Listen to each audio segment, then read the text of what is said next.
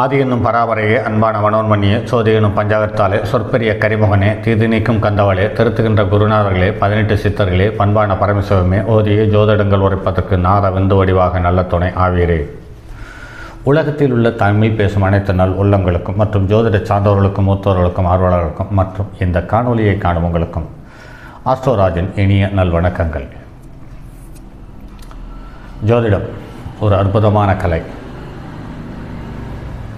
பலமுறை சொல்லியிருக்கிறேன், இந்த கலைக்கு நிகரான கலை உலகத்தில் எதுவும் இல்லை என்பது அடியேனின் தாழ்மையான கருத்து. ஏனென்று கேட்டால், மற்ற எந்த கலையை கற்கக்கூடிய தன்மை இருந்தாலும் அந்த கலையை அந்த மனிதன் கற்பான் என்பதை அடையாளம் காட்டக்கூடிய தன்மை உள்ள ஒரு அற்புதமான வித்தை என்பதை மாற்று கருத்து இருக்க முடியாது.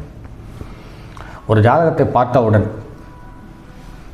பிறந்த மாத்திரத்தில், அதை நாம் பார்த்த மாத்திரத்தில், இந்த நேரத்தில் இந்த குழந்தை பிறந்திருக்கிறது, அந்த நேரத்தில் இந்த பிரபஞ்சத்தில் பால்வெளியில் இந்த கிரகங்கள் நேரடி தொடர்பு இருக்கிறது என்று உணர்ந்து அந்த கிரகத்தினுடைய தன்மையை சார்ந்த தகவல்களை சொல்வோமானால் அந்த தகவலை தற்போது இருக்கின்ற நிலையிலையும் ஏற்றுக்கொள்ளப்படுகிறது. வருங்காலத்திலும் அது நடைமுறையில் ஒவ்வொரு காலகட்டத்திலும் ஒவ்வொரு செயல்கள் நடக்கும் பொழுது அதை ஏற்றுக்கொள்ளும் பொழுது அல்லது உணரும் பொழுது ஜோதிடம் என்பது ஒரு அசத்தலான சாலச்சிறந்த வித்தை என்பதில் மாற்று கருத்து இருக்க முடியாது. அப்படி பார்க்கும் பொழுது ஒவ்வொரு கிரகங்களும் ஒவ்வொரு பாவத்தில் ஒன்றுக்கு மேற்பட்ட கிரகங்களுடைய தொடர்பு, ஒன்றுக்கு மேற்பட்ட கிரகங்களுடைய சேர்க்கை, ஒன்றுக்கு மேற்பட்ட கிரகங்களுடைய பார்வை பட்டிருப்பின் அவர்கள் பலமான ஏற்ற இறக்கங்களுக்கு உட்படுத்தப்படுகிறார்கள் என்பது நடைமுறையில் காணப்படுகிறது. அந்த வகையில் பார்க்கும்போது மனைவிக்கு தீங்கு விளைவிக்கக்கூடிய ஜாதகம் எவ்வாறு என்று பார்க்கும் பொழுது 7க்கு உடையவனோ சுக்கிரனோ நீசத்தை அடைந்து இருவரும் 6, 8, 12 நின்றால், ஒரு ஆண் ஜாதகத்தில் நின்றால் மனைவிக்கு தீங்கு ஏற்படும். எப்போது ஏற்படும்? இந்த 6, 8, 12 தசாபுத்தி நடக்கும்போது ஏற்படும். இன்னும் எப்போது ஏற்படும்? அந்த 6, 8, 12 இருக்கக்கூடிய கிரகத்தினுடைய தசாபுத்தி நடந்து அந்த இடத்தில் ராகு கோச்சாரத்தை கடக்கும் பொழுது கண்டிப்பாக ஏற்படும் என்பதில் மாற்று கருத்து கிடையாது. அடுத்து, இளமையிலேயே திருமணம் செய்து மனைவியை இழந்த ஜாதகம் என்று பார்க்கும் பொழுது 7க்கு உடையவன் சூரியனுடன் சேர்ந்து 6, 8, 12 மறைந்து இருந்தால் வாலிபத்திலேயே மனைவியை இழப்பான் என்று சொல்லப்பட்டிருக்கிறது. இது துலா லக்கணத்துக்கும் மகர லக்கணத்திற்கும் அப்படியே பொருந்துகிறது. எந்தவித ஏற்றம் இறக்கம் இல்லாமல் என்பதை நடைமுறையில் காண முடிகிறது. ஏன் என்று பார்க்கும் பொழுது துலா லக்கணத்துக்கு 11க்குரியவன் பாரகாதிபதி, மகர லக்கணத்துக்கு 8க்குரிய அஷ்டமாதிபதி என்று பார்க்கும் பொழுது அவர்கள் அந்த பலனை கொஞ்சம் கூட தயக்கமில்லாமல் ஈவிரக்கங்கள் இல்லாமல் செய்து விடுகிறது என்பது நடைமுறையில் பார்க்க முடியாது. அதே சமயத்தில் தூர தேசத்தில் வாழ்க்கை துணை வருவது என்று பார்க்கும் பொழுது 7க்கு அதிபன் பாவிகள் வீட்டில் நின்றாலும் பாவிகளால் பார்க்கப்பட்டாலும் தூர தேசத்தில் திருமணம் நடக்கும் என்று சொல்லப்பட்டிருக்கிறது. பொதுவாகவே 7ஆம் இடத்தில் ராகு கேது இருந்து அல்லது 7ஆம் இடத்தில் ராகு கேதுனுடைய நட்சத்திரத்தில் ஒரு கிரகம் இருந்து அதனுடைய தசாபுத்தியை நடத்தும் காலம் முன்பின் தெரியாத புதுமுகத்தை தந்து விடுகிறது. அல்லது கிறிஸ்துவத்தில் இருக்கக்கூடிய ஒரு பெண்ணையோ அல்லது முஸ்லீம் இனத்தில் உள்ள ஒரு வாழ்க்கை துணையோ தேர்ந்தெடுக்கிறதுக்கான வாய்ப்பு அமைந்து விடுகிறது. மனைவியும் பாவியாக இருப்பது ஏன் என்று பார்க்கும் பொழுது 7ஆம் அதிபன் சுவர்களோடு கூடியிருந்தால் மனைவி நல்லவளாக இருக்கிறார். ஆனால் பாவிகள் பார்த்துவிட்டால் மனைவியும் பாவியாகவே அமைந்து விடுகிறார் என்பது நடைமுறையில் காண முடிகிறது.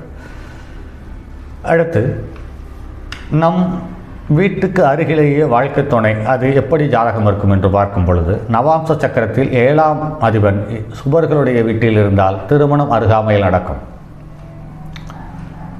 சந்திரன், குரு, சுக்கிரன் புதனுடைய வீட்டில் லக்கினத்துக்கு 7க்குரியவன் நவாம்சத்தில், அதாவது நவாம்ச சக்கரத்தில் அமையும் பொழுது வாழ்க்கை துணை நாம் வீடு இருக்கும் அருகிலேயே வாழ்க்கை துணை அமைவதை காண முடிகிறது. தொடர்ந்து மனைவியை இழப்பது அல்லது ஒன்றுக்கு மேற்பட்ட திருமணம் நடப்பதற்கான சந்தர்ப்ப சூழ்நிலை என்று பார்க்கும் பொழுது சுக்கிரன் இருந்து வீட்டுக்குரிய அதிபன் 6, 8, 12க்குரிய ஸ்தானத்தில் மறைந்து ஜாதகன் எத்தனை பேரை வேண்டுமானாலும் திருமணம் செய்தாலும் அத்தனை பேரையும் இழக்க வேண்டிய ஒரு சூழ்நிலைக்கு தள்ளப்படுகிறது. அடுத்து, விதவாய் விவாகம் என்று பார்க்கும் பொழுது சனி 7க்கு உடையவனாகி அவன் 6, 8, 12 மறைந்து இருந்து ராகு செவ்வாய் தொடர்பு ஏற்படும் பொழுது விதவைகளோடு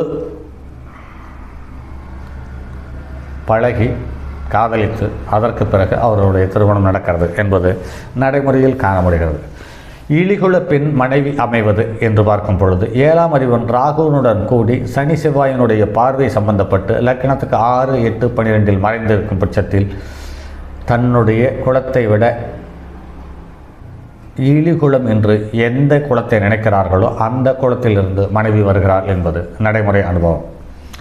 அதிக மனைவியர் லக்னம் கன்னியாக இருந்து சந்திரனும் சனியும் கேந்திரம் ஏறி நின்றால் ஜாதகன் ஏராளமான மனைவியரை பெற்று அரசனை போல் வாழ்கிறான்.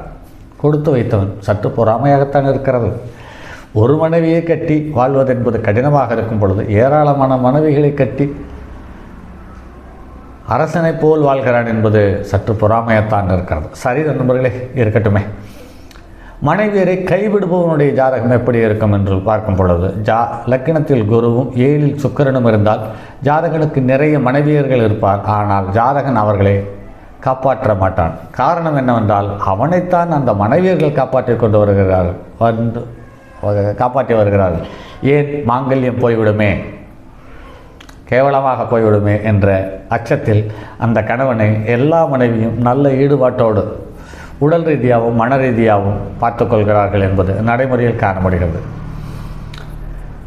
அதற்கடுத்து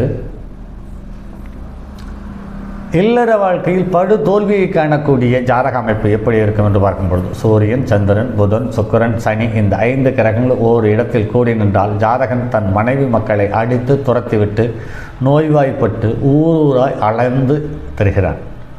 பாருங்கள் நண்பர்களே, இந்த 5 கிரகம் பஞ்சமகா புருஷங்களை உற்பத்தி பண்ணக்கூடிய கிரகம். ஆனால் இந்த 5 கிரகங்களும் ஒன்று சேர்ந்து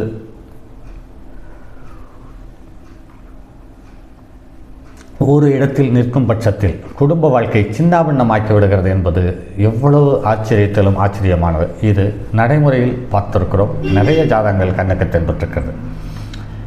2ஆம் இடத்தில் சூரியன் இருந்தால் மனைவிக்கு விஷ உணவால் ஆபத்து உண்டாகும். தேய்வரை சந்திரன் இருந்தால் தண்ணீரால் ஆபத்து உண்டாகும். செவ்வாய் இருந்தால் நெருப்பினால் ஆபத்து உண்டாகும். சனி இருந்தால் நோயினால் பாதிப்பு. சர்ப்பங்கள் இருந்தால் தற்கொலை முயற்சி.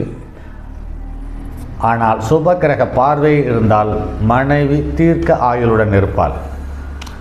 அதாவது நம்முடைய வாழ்க்கை துணையினுடைய அந்திம காலம் அல்லது ஆயுள் காலம் அல்லது கண்டங்கள் எவ்வாறு இருக்கும் என்பதை இந்த ஒரு பதிவு தெளிவாக அடையாளம் காட்டிவிடுகிறது. பிற மாதர்களை நோக்கக்கூடிய தன்மையுள்ள ஜாதகம் என்று பார்க்கும் பொழுது சுக்கிரன் பாபர்களோடு கூடி லக்னத்தில் இருக்க 2, 6, 7 அதிபர்கள் ஒன்று கூடி நின்றால் ஜாதகன் பிறர் மனைவியோடு தொடர்பு கொள்கிறார். இதுவும் நடைமுறையில் ஒத்துப்போகிறது. லக்னத்துக்கு 6, 7க்கு அதிபர்கள் சுக்கிரனோடு கூடி ஒரே வீட்டில் இருந்தால் ஜாதகன் பெண் இன்பம் என்றால் என்னவென்றே அறியாமலேயே வாழ்ந்து முடிக்கிறார். 6, 7க்கு அதிபர்கள் சுக்கிரனோடு கூடி ஒரே வீட்டில் இருந்தால்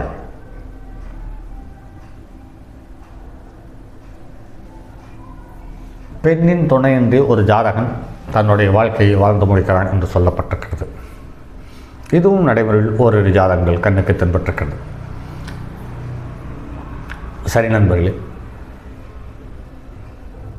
மற்றும் ஒரு பதிவில் சந்திப்போம். இப்படி ஜோதிட முத்துக்கள் என்ற வகையில் இன்னும் நிறைய பதிவுகள் இருக்கிறது. எல்லாவற்றையும் தந்துவிட முடிவு செய்திருக்கிறேன். இந்த எல்லாவற்றையும் தந்து பார்க்கும் பொழுது கடைசியில் இந்த கருத்துக்களை மீறி ஜாதகத்தில் பலன் சொல்வதற்கான வாய்ப்பில்லை. ஆனால் இந்த கருத்துக்கள் சார்ந்து பலன்கள் சற்று ஏற்ற இறக்க இருக்கும் வழியிலேயே 7ஆம் இடத்துக்காரன் என்று பார்க்கும் பொழுது அது வாழ்க்கை துணை தான். அது ஆணாக இருந்தாலும் பெண்ணாக இருந்தாலும். ஆணாக இருக்கும் பட்சத்தில் சுக்கிரனும் 7க்குரியவனும், பெண்ணாக இருக்கும் பட்சத்தில் செவ்வாயும் 7க்குரியவன். இதில் எந்தவித மாற்று கருத்துக்கும் இடமில்லை. இது நின்ற கிரகங்கள் நின்ற நிலை சார்ந்ததில் பலன்களில் ஏற்ற இறக்கம் வறுமை ஒழிய ஆணுக்கு செவ்வாய் சுக்கிரன் பெண்ணுக்கு செவ்வாய் இதில் மாற்று கருத்து நிச்சயமாக இருப்பதற்கு வாய்ப்பில்லை. சரி நண்பர்களே, அடுத்தது ஒரு பதிவில் சந்திப்போம். அதுவரை உங்களிடமிருந்து விடைபெறுவது உங்கள் அன்பு நண்பன் எம் ராஜரத்தினம். வணக்கம் நண்பர்களே. என்னுடைய அலைபேசி எண் 978889 729999 மற்றும் ஒரு எண் 9791399649.